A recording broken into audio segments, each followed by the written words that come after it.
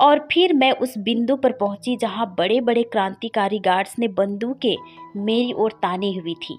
और उस हिरासत केंद्र के प्रमुख व्यक्ति ने मुझसे कहा, तुम्हारा धर्म क्या है?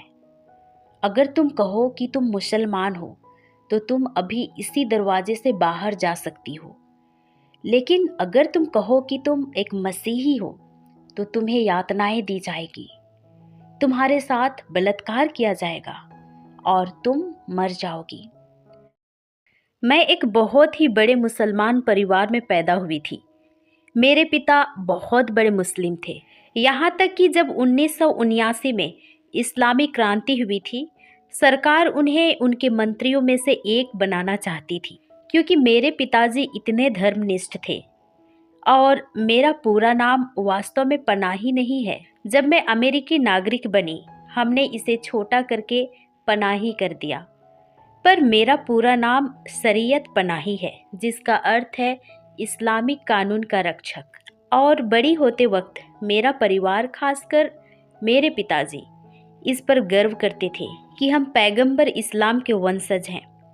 हमारे पास पवित्र खून है। हमारे लिए जहाँ से हम हैं यह इतना महत्वपूर्ण है। इस तरह हमारे लिए सब कुछ यही था कि हम सिर्फ मुस्लिम ही नहीं हैं, बल्कि हम इस्लाम के संस्थापक के रिश्तेदार भी हैं। और इसलिए मुझे कभी यह एहसास नहीं हुआ कि ईरान में उत्पीड़न है, क्योंकि मैंने पहले अपने 9 साल का जीवन ईरान में एक मुस्लिम के रूप में बिताए। हालांकि मैं एक आसान माहौल में बड़ी नहीं हुई। मेरा पालन पोषण आसान नहीं था। ईरानी इस्लामी क्रांति हुई और फिर इराक के साथ 8 साल की एक युद्ध हुई, जिसमें लगभग 1 मिलियन लोग पुरुष मरे।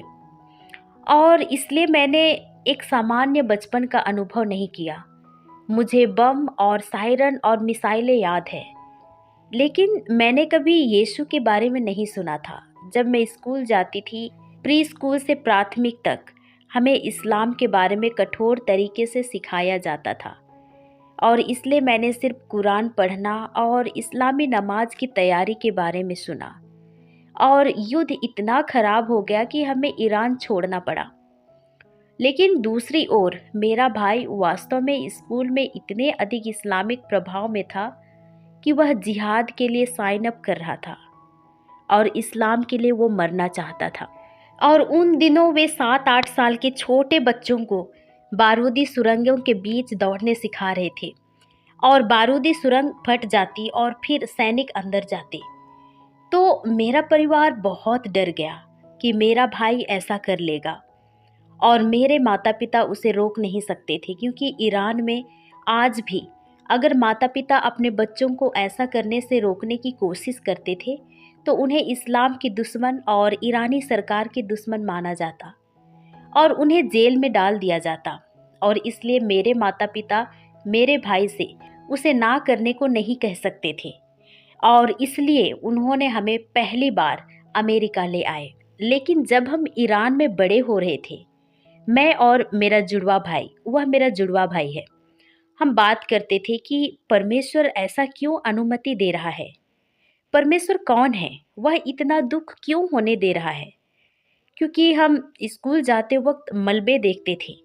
हम क्लास में जाते और हमारे दोस्त गायब होते थे क्योंकि वे मर चुके थे।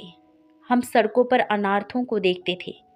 उनके घर बम से नष्ट हो गए थे और उनका पूरा परिवार मर गया था और वे बस बच गए थे। और हम युद्ध के बीच थे, इसलिए कोई वास्तव में उन अनाथों की मदद नहीं कर रहा था। और इसलिए हम सोचते थे कि परमेश्वर ऐसा क्यों अनुमति दे रहा है। और जब हम अमेरिका आए, एक दिन मेरा जुड़वा भाई मुझ तक दौड़ता आया और वह रो रहा था। वास्तव में मेरे भाई बहुत भावुक होने वाला आदमी नहीं है, लेकिन उस दिन पहली बार मैं उसे रोते हुए देख रही थी। और वो मेरे पास आया और कहा, मुझे वह परमेश्वर मिल गया है जिसकी हम तलाश कर रहे थे, और उसका नाम यीशु है। ये सुनकर मैं हैरान थी। यीशु कौन है? मैंने पूछा। मैं बहुत कंफ्यूज्ड थी, और हम मोहल्ले में इधर उधर गए और लोगों से पूछने लगे कि ये यीशु कौन है। और कुछ लोगों ने हमें सुसमाचार सुनाया उन्होंने हमें बाइबल दी और हमें लगा कि हमारे साथ सबसे अद्भुत बात हुई है और हम अपने माता पिता को बताकर उत्साहित थे, यह ना समझते हुए कि यह हमारे उत्पीड़न की शुरुआत थी। जिस क्षण हमने 9 साल की उम्र में यीशु को स्वीकार किया तो हमने अपने माता पिता को बताया, लेकिन उनकी प्रतिक्रिया गुस्से से भरा हुआ था। मेरे पिताजी हमें दूसरे जगह भेज देने वाले थे। उसने हमसे कहा, तुम्हारे साथ जो हुआ उससे बेहतर है कि तुम मर जाओ। और मेरे एक चाचा ने मेरे पिताजी को सुझाव दिया। उन्होंने कहा, मेरे पास एक नौकरी है। यह एक स्थान पर है जिसे आइडाहो कहते हैं। यह किसी भी चीज के बीच में है। वे केवल 9 साल के हैं। वे इस यीशु को भूल जाएंगे। सो उन्होंने हमें आइडाहो भेज दिया और तब लोग कहते हैं, तुम कहाँ बड़े हुए? और मैं कहती थी आइडाहो। और वे पूछते हैं, तुम आइडाहो कैसे पहुँचे? और मैं कहती हूँ, यह वास्तव में काफ़ी मज़ेदार है। हम कैलिफोर्निया के ईसाइयों से भागकर आइडाहो पहुँच गए। यही कारण है। तो यही कारण है कि हमारे माता पिता के अनुसार हम आइडाहो में पहुँचे। पर अधिकांश समय हमारे माता पिता की ओर से हमें इस्लाम में वापस आने के लिए बहुत तीव्र दबाव था, लेकिन हम अपने विश्वास पर अड़े रहे। हम प्रार्थना करते रहे। उन्होंने हमें बाइबल पढ़ने नहीं दिया। उन्होंने हमसे बाइबल छीन ली। उन्होंने हमें पढ़ने नहीं दिया। उन्होंने मुझे और मेरे भाई को साथ में प्रार्थना करने नहीं दिया और उन्होंने हमें चर्च भी जाने नहीं दिया। सो अंततः जब मैं कॉलेज गई, मैं विद्रोह करने और एक बाइबल अध्ययन से जुड़ने और चर्च जाने के लिए उत्साहित थी और मैंने ये किया। मैं इंटरवर्सिटी नामक समूह से जुड़ी और वहाँ एक चर्च में गई जहाँ वास्तव में मुझे अनुशिक्षित किया गया और पहली बार मुझसे पूछा गया, क्या तुम अपनी बाइबल पढ़ रही हो? मैंने बोला, मेरे पास तो बाइबल भी नहीं है। और यहीं से परमेश्वर के वचन को पढ़ना, प्रार्थना करना और परमेश्वर की खोज करना शुरू हुआ। और इसलिए कॉलेज के बाद मैंने प्री मेड की पढ़ाई की और मेरा पूरा भविष्य एक चिकित्सक बनने के लिए निर्धारित था और मेरे पिता को इस पर गर्व था। और दूसरी ओर मेरा भाई क्वांटम भौतिकी में डॉक्टरेट करने की राह पर था। लेकिन परमेश्वर ने वास्तव में मेरे दिल पर ईरान वापस जाने का आग्रह रखा। मुझे यह एहसास नहीं था कि मैं अब एक क्रिश्चियन के रूप में ईरान वापस जा रही हूँ। मुझे शाही ईसाइयों के कठिन हालात का पता नहीं था। मुझे बिल्कुल नहीं पता था कि क्या होने वाला है। तो मैं अपने 20s में, यह समझो बिना कि मुझे किस तरह का दुख सहना होगा जो मैं आगे चलकर झेलने वाली थी। और हालांकि मुझे यह एहसास नहीं था कि परमेश्वर मुझे ईरान ले जा रहे थे, एक ऐसे समय पर जब पुनरुद्धार अभी शुरू होने वाला था। सो जब मैं 11 सितंबर के बाद ईरान वापस जा रही थी, हवाई जहाज, मुझे नहीं पता क्यों, पर वह खाली थी। और अगर आपको उस समय की याद हो तो कोई भी सचमुच विमान में बैठना नहीं चाहता था, क्योंकि उस समय युद्ध की बात चल रही थी। मुझे लगता है राष्ट्रपति बुश उस समय युद्ध की बात कर रहे थे, इसलिए कोई भी वास्तव में मध्य पूर्व की तरफ उड़ान भरना नहीं चाहता था।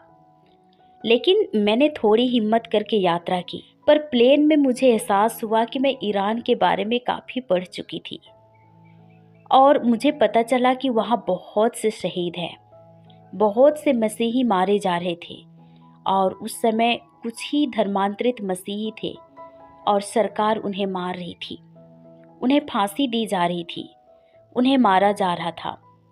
और वहाँ प्रसिद्ध शहीद थे ब्रदर हाइक, ब्रदर डिबाज, और मैं उनके बारे में पढ़ रही थी। तो मुझे एक मसीही के रूप में पता था कि मैं मर भी सकती हूँ, लेकिन मेरा उपनाम दर्शाता था कि मैं मुसलमान के घर जन्मी हूँ। और जब मैं हवाई जहाज में थी, उन्होंने पूछा, आप किस धर्म से हैं, लिखिए। और मैं बहुत डर गई। मैं 20 के दशक की एक लड़की थी, अकेली, सोच रही थी मैं सुसमाचार बांटने जा रही हूँ। पर हवाई जहाज में मैं इतनी डर गई थी कि मेरे अंदर गिरफ्तार होने का भय समा गया। सो मैंने लिखा मुसलमान। और मुझे याद है जब मैं उतरी तो मैं बहुत ज़ोर से रोई। मैंने कहा, प्रभु मुझे एक और मौका दीजिए, मैं तुझे इनकार नहीं करूँगी, मैं तुझे नामंजूर नहीं करूँगी, कृपया मुझे एक और अवसर दीजिए। और 2 साल बीत गए। मुझे 2 साल तक बार बार गिरफ्तार किए जाने की धमकियाँ मिलने लगे। लेकिन 2 साल में मैंने हजारों मुसलमानों को मसीह को पहचानते देखा और मैं ईरान में सबसे बड़े हाउस चर्च आंदोलन में शामिल थी। उस समय मैं एक पास्टर की पत्नी थी और हमने 33 शहरों में 30 चर्च शुरू किए, उन सबसे अज्ञात स्थानों पर जहां सुसमाचार नहीं पहुंचा था। और मुझे पता था कि परमेश्वर चमत्कार कर सकता है, क्योंकि एक व्यक्ति जिसके बारे में मैं कभी नहीं सोचती थी कि वो मसीह को स्वीकार करेगा, वो था मेरा पिता। मैं कहती थी अगर पूरी दुनिया मसीही बन जाए तो भी मेरा पिता कभी नहीं बनेगा। पर अनुमान कीजिए क्या हुआ। जब मैं ईरान गई, मेरे पिता और मेरी माँ ने प्रभु यीशु के सामने घुटने टेक दिए, उस राजाओं के राजा के सामने और प्रभुओं के प्रभु के सामने। लेकिन दूसरी ओर हम ईरान में काफ़ी समस्याओं का सामना कर रहे थे। एक बार हमारे हाउस चर्च के एक नेता, जो उस समय मेरे पति का सहायक पास्टर था, उसने मुझे फ़ोन किया और कहा कि मुझे बहुत डर लग रहा है, मुझे पीछा किया जा रहा है, मुझे लगता है कि मुझे गिरफ्तार कर लिया जाएगा। इसलिए हम आधी रात को उसके घर गए ताकि कम ध्यान आकर्षित हो। लेकिन जैसे ही हमने उसके दरवाजे पर दस्तक दी, क्रांतिकारी गार्ड्स, जो कि कुछ महीनों में ISIS जैसा हैं, मुझे नहीं पता कि आपने ईरानी क्रांतिकारी गार्ड्स के फुटेज देखे हैं या नहीं। वे बहुत क्रूर हैं, वे बहुत हिंसक होते हैं। जैसे कि मैंने कहा, हम उसके घर गए और अचानक जब हमने उसके दरवाजे पर दस्तक दी और उसने दरवाज़ा खोला तो हम पर क्रांतिकारी गार्ड्स ने हमला कर दिया और मुझे एक कार में धक्का देकर डाल दिया गया और हमें उस हिरासत केंद्र में ले जाया गया और हमें घंटों तक पूछताछ की गई। और फिर मैं उस बिंदु पर पहुंची जहां बड़े बड़े क्रांतिकारी गार्ड्स ने बंदूकें मेरी ओर तानी हुई थी। और उस हिरासत केंद्र के प्रमुख व्यक्ति ने मुझसे कहा, तुम्हारा धर्म क्या है? अगर तुम कहो कि तुम मुसलमान हो तो तुम अभी इसी दरवाजे से बाहर जा सकती हो, लेकिन अगर तुम कहो कि तुम एक मसीही हो तो तुम्हें यातनाएं दी जाएगी, तुम्हारे साथ बलात्कार किया जाएगा और तुम मर जाओगी। और उस पल में मेरी सारी देह चाहती थी कि मैं वही कह दूं। मैं उस विमान में हुए क्षण को याद करती हूँ और मैं बहुत डरी हुई थी। लेकिन जैसे बाइबल कहती है कि तुम नहीं जानते कि तुम क्या कहोगे, मैंने अपना मुंह खोला और कहा, मैं एक मसीही हूँ। और उस व्यक्ति को यह बात सुनकर झटका लगा कि मैंने ऐसा कहा।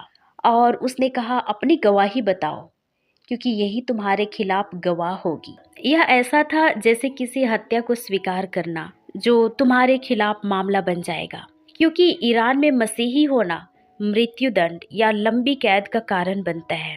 तो मैंने अपनी गवाही साझा की और अंत में वह आदमी रोने लगा और बाइबल मांगने लगा और गार्ड्स ने वह देखा और इसके बाद उन्होंने मुझे ना केवल रिहा कर दिया, बल्कि उसका हृदय परमेश्वर के वचन और परमेश्वर की ओर नरम हो गया और उसने बाइबल मांगी और वो मसीहत के बारे में जानना चाहता था। और मैं देख सकती थी लोग वास्तव में चौंक गए थे। यही वह व्यक्ति था जो मसीहियों को गिरफ्तार कर रहा था और मसीहियों को मार रहा था, लेकिन अब वह इतना भावुक हो रहा था। और हालांकि मुझे जेल में रखा गया, मुझे हिरासत केंद्र में रखा गया, पर मैं कभी उस तरह से नहीं गुजरी जैसा मरियम और भाई यून ने सहा था। पर उस समय में परमेश्वर ने सचमुच मुझे उत्पीड़ित मसीहियों की दयनीय परिस्थिति दिखाई। मेरे कुछ ऐसे दोस्त थे जिन्हें गिरफ्तार किया गया था, मेरे कुछ दोस्त मारे गए और इसलिए मैंने प्रत्यक्ष रूप से अनुभव किया और मेरी आंखों ने प्रत्यक्ष रूप से उत्पीड़ित चर्च की स्थिति को देखा। और मुझे नहीं पता था कि परमेश्वर वर्षों बाद मुझे उनके लिए आवाज बनाकर इस्तेमाल करेगा। और लगभग 10 साल बाद या जैसे 5-6 साल बाद अमेरिका में हमें ईरान से भागना पड़ा, क्योंकि हमें बार बार गिरफ्तार किया जा रहा था और वहाँ होने के कारण हम हाउस चर्चों को खतरे में डाल रहे थे। तो हम अंततः अमेरिका आ गए। उस वक्त मेरे 2 बच्चे थे और 2012 में मेरे पति ईरान में गिरफ्तार हो गए। मेरे पति बार बार वहाँ जा रहे थे क्योंकि उनके माता पिता वहीं रहते थे। सो उन्हें मसीही होने के कारण गिरफ्तार किया गया और मेरे लिए उस समय ऐसा लगा जैसे, हे परमेश्वर, तुम ये क्या कर रहे हो? मेरा सवाल था, परमेश्वर तुम ऐसा क्यों करोगे? मैं पहले ही बहुत दुख झेल रही थी। दुनिया के सबसे कठोर देशों में से एक मेरे पति को गिरफ्तार क्यों करवा रहा है? और मैंने महीनों तक प्रार्थना और उपवास किया और मुझे लगा कि प्रभु ने कहा, मैं इसका उपयोग सुसमाचार के लिए करने वाला हूँ। और मुझे नहीं पता कि आप में से कितने मेरी कहानी जानते हैं, पर मेरे जीवन के सबसे दर्दनाक, सबसे कठिन समय को परमेश्वर सुसमाचार के लिए इस्तेमाल कर रहे थे। जो हुआ वह यह था कि लगभग 6 महीने की गहन प्रार्थना के बाद और अपने पति को जेल से निकालने की चाह में मैंने मीडिया से संपर्क करने का निर्णय लिया। और मुझे नहीं पता था कि यह कितनी बड़ी कहानी बनेगी। ये कहानी लगभग अरब लोगों तक पहुंची। तो मैंने मीडिया से संपर्क किया और किसी ने फोक्स न्यूज़ पर एक लेख लिखा और एक दिन में ही वह लेख जारी हो गया और बहुत सारे लोगों ने उसे साझा किया, जिसके कारण उन्होंने मुझे बुलाया भी। उन्होंने कहा, हम आपको आज रात खबरों पर रखेंगे। और उन्होंने बिल्कुल वही किया और फिर यह न्यूज़ फैल गया और मैं यूरोपीय सांसद, जर्मन संसद और डच सांसद में बोलने लगी। मैंने 3 बार हमारे कांग्रेस के सामने बोला और मैंने राष्ट्रपति ओबामा से मुलाकात की। मुझे डोनाल्ड ट्रंप का भी कॉल आया कि वे मुझसे मिलना चाहते हैं। यह सब कुछ बहुत तीव्र था, पर एक बात जो प्रभु ने मुझे याद दिलाई वह यह थी कि जब मैं छोटी थी और मुझे वह बाइबल मिली थी, मैंने उसे खोला था। हालांकि मेरे माता पिता ने इसे छीन ली थी, लेकिन मुझे एक वचन याद था, मुझसे मांगो और मैं तुम्हें राष्ट्रों को तुम्हारे विरासत के रूप में दे दूंगा। बस यही वचन मुझे याद था और उन सभी वर्षों में बिना बाइबल के मैं रोती और कहती रहती थी कि परमेश्वर, आज मैं तेरी बेटी हूँ, मुझे राष्ट्र अपनी विरासत के रूप में दे दो। मुझे धन नहीं चाहिए, मुझे प्रसिद्धि नहीं चाहिए, मुझे बस राष्ट्र चाहिए। मैं चाहती हूँ कि ईरान उद्धार पाए। और एक बार मैं यूनाइटेड नेशंस में बोल रही थी और मेरे सामने सभी राजदूत थे। मेरे सामने यूनाइटेड नेशंस के अध्यक्ष और सचिव भी थे। मेरे चारों ओर हर देश के लोग एक वृत्त में बैठे थे, जिसमें ईरानी सरकार का राजदूत भी शामिल था और मेरे ऊपर कई अनुवादक बैठे थे। और मैंने अपने पति की जेल में होने की बात के कारण सुसमाचार सुनाना शुरू किया। मैंने संयुक्त राष्ट्र में सुसमाचार सुनाना शुरू किया और सभी अपनी अपनी भाषा में यह सुन रहे थे और मैं रोने लगी। और तभी परमेश्वर ने मुझसे बातें की। उसने कहा, जब तुम छोटी लड़की थी, तुम राष्ट्रों को सुसमाचार सुनाना चाहती थी, सो मैं वह तुम्हें अभी दे रहा हूँ। मैं तुम्हें इसके लिए मंच दे रहा हूँ। एक बार मैंने न्यूयॉर्क के एक होटल में ईरानी सरकार का पीछा किया और सरकार बुनियादी तौर पर कह रही थी कि ये कौन है, क्योंकि जहाँ भी हम गए वह वहाँ थी। मैं उनके सामने खड़ी होकर कह रही थी कि आप मसीहियों पर उत्पीड़न क्यों कर रहे हैं। ये जाहिर सी बात है कि अगर मैं ईरान में ऐसा करती तो मैं 2 सेकंड में मर जाती, लेकिन परमेश्वर ने मुझे मंच दिया जहां से मैं उन्हें सवाल कर सकूं और हमारी सरकार के साथ सुसमाचार साझा कर सकूं। सो हर बार जब मैंने कांग्रेस के सामने सुसमाचार साझा किया तो वहां कांग्रेस के सदस्य रोए और कहने लगे, मैंने पहले कभी ऐसा नहीं सुना। मैंने ट्रंप और ओबामा के साथ भी सुसमाचार साझा किया और परमेश्वर ने मेरे पति की जेल जाने की स्थिति का इस्तेमाल कर मेरे अंदर की इच्छा पूरी की, जो कि सुसमाचार बांटना था और साथ ही उत्पीड़ित चर्च के लिए आवाज बनना था। सो भले ही कई बार आपके पास चीन या ईरान जैसी कठोर जगहों में जेल में रहने की कहानी नहीं भी हो सकती है, लेकिन आपका जीवन कई मोड़ों पर बदलावों से गुजर सकता है। जब मैं अपनी सक्रियता के उच्चतम स्तर पर थी, मैं यात्रा कर रही थी। हर बार जब मैं बोलती थी, सैकड़ों लोग उस कहानी का अनुसरण कर रहे थे। मैं ईरानी सरकार का सामना करने पर एक हीरो की तरह मानी जा रही थी। लेकिन इसके बाद मेरे जीवन में कुछ ऐसा हुआ जिससे वह सब बिखर गया और सब कुछ टूट गया। और जो मेरे सबसे निकट थे, ईसाई समुदाय, जिन्होंने मुझे हीरो के रूप में सराहा था, अब मुझे दोष दे रहे थे। और यह एक बहुत ही भ्रमित करने वाला समय था। हो सकता है आज आप भी किसी ऐसे परिस्थिति से गुजर रहे हो जहां आपको पता ही नहीं है कि ये आपके साथ क्यों हो रहा है।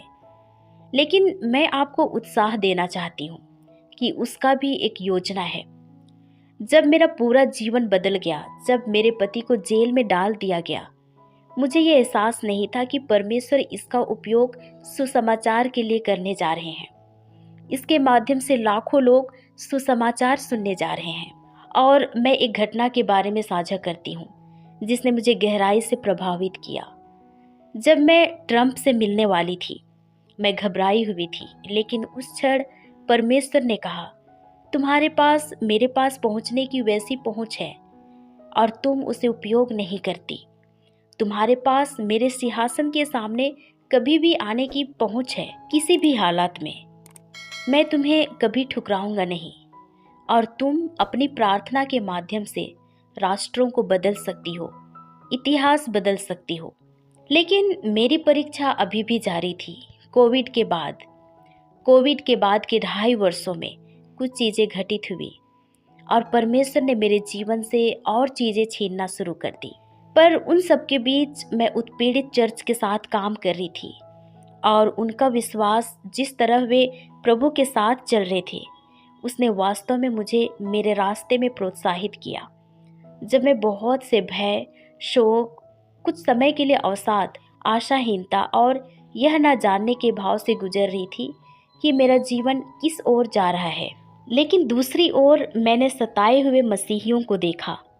उस समय ईरान में ये महिलाएं सताई जा रही थी। वे महिलाएं मार दी जा रही थी। सिर्फ मसीही ही नहीं, बल्कि मुसलमान महिलाएं भी, सिर्फ इसलिए कि वे कहती हैं मुझे सिर ढकना नहीं है या वे ऐसा नहीं करना चाहती।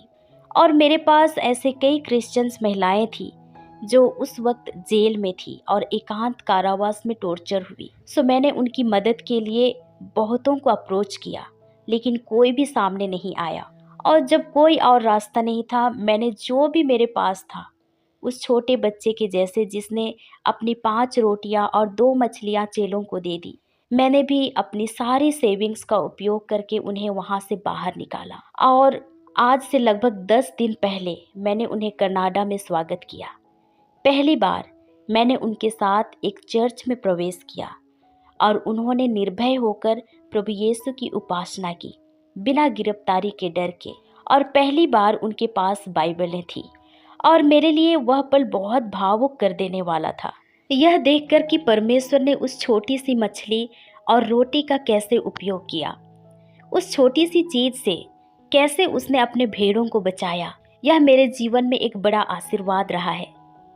इसलिए मैं आपको प्रोत्साहित करना चाहती हूँ कि इस रास्ते में बहुत से मोड़ उतार चढ़ाव के होते हैं, लेकिन अगर परमेश्वर एक ईरानी कमजोर प्रवासी महिला, मेरे जैसी महिला को उपयोग कर सकता है, तो वो आपका भी उपयोग कर सकता है। परमेश्वर ने हाउस चर्च आंदोलन में राष्ट्रों और राष्ट्रपतियों के सामने सुसमाचार बांटने में और व्यक्तिगत जीवनों के माध्यम से कानूनों में परिवर्तन लाने में मुझे उपयोग किया। मुझे आशा है कि आप इससे प्रोत्साहित होंगे कि परमेश्वर को केवल एक उपयोगी हृदय चाहिए, वह हृदय जो कहता है कि मैं सब कुछ खोने के लिए तैयार हूँ।